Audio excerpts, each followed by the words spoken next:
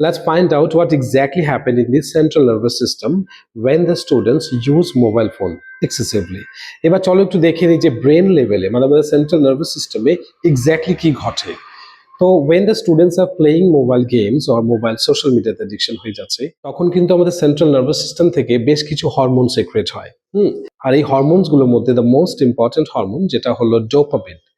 এই dopamine hormone কি করে ওই অ্যাডিকশনটাকে এনকারেজ করে। যে ইউ ডু ইট মোর, হ্যাঁ, মানে ভিডিও আপলোড করা, লাইক দেখা, রিয়াকশন দেখা, কমেন্ট পড়া, এই যে হ্যাবিটটা, this habits develop only due to the surge of dopamine hormone from the central nervous system.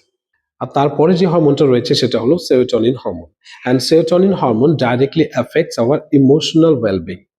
এই যে আমাদের যে ইমোশনাল চেঞ্জেস, এটা কিন্তু সেরোটোনিন হরমোন দ্বারাই কিন্তু কন্ট্রোল হয়। কখনো এক্সাইটেড হয়ে যাচ্ছে, চিৎকার করছে, কান্নাকাটি করছে, আবার সাডেনলি ওরা কিন্তু রিল্যাক্স হয়ে যাচ্ছে যখন নাকি মোবাইলটাকে ইউজ করতে দেওয়া হয়। So these things are happening due to the surge of serotonin hormone from the central nervous system when the children use mobile phone excessively. Okay, এইভাবেই কিন্তু ধীরে ধীরে ওই ইমোশনাল ব্যালেন্সটা ওরা হারিয়ে ফেলে। অ্যান্ড নেক্সট যেটা হরমোন সেটা হলো কর্টিজল হরমোন। এবার কর্টিজল হরমোন কি করে আমাদেরকে reward feeling like proud, happy, satisfied, এই যে ফিলিংস গুলো আছে, this feelings are controlled by cortisol hormone.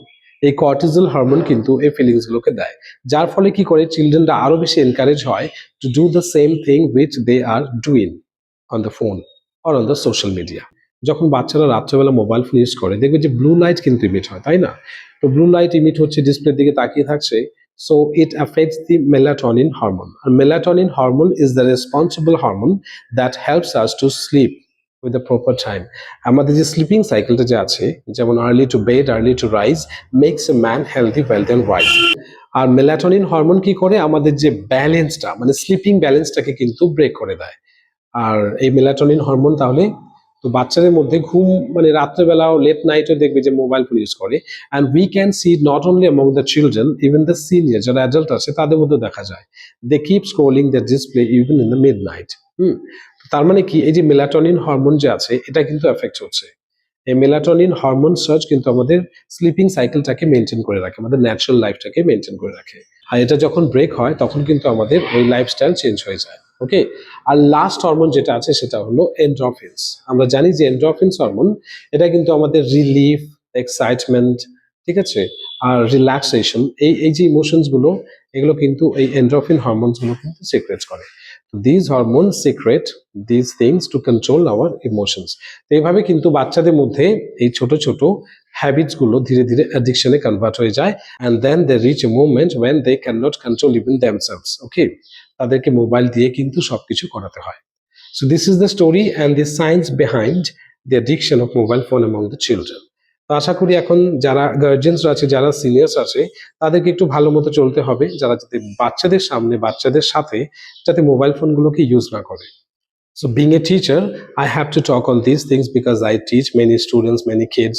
So definitely this is what I wanted to share with them. আর আমার স্টুডেন্টদের পেরেন্টসরা যারা আছে তাদেরকেও কিন্তু এটা রিকোয়েস্ট যে তারা যখন থেকে মোবাইল ফোন ইউজ করছে just use it out of your children's eyes. Okay, তো চোখের বাইরে তাদেরকে ইউজ করতে হবে। আমরা ভালো করেই জানি যে young people or young kids they develop their bad habits from the seniors. তো আমাদেরকে তাদের কাছ থেকে দূরে সরে মোবাইল ফোনটাকে ইউজ করতে হবে আর প্রোডাক্টিভ কাজ করতে হবে।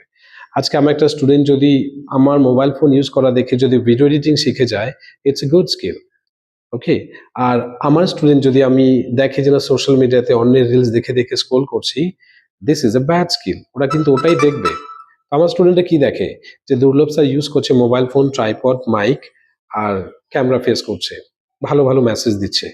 So this is the productive use of mobile phones. তো এই জিনিসটা যদি ওদের মধ্যে ডেভেলপ হয়, no doubt it will help them to develop their skills and abilities and they will leave a good impact on the society, online and offline. তো mobile ফোনের দুটি দিকই আছে, ভালো দিক, খারাপ দিক। তো মোবাইল ফোন খারাপ না, it is the people who make it bad. Okay, তো আমাদেরকে মোবাইল ফোনটাকে প্রোডাক্টিভ ওয়েতে ইউজ করতে হবে and make our life easy and comfortable.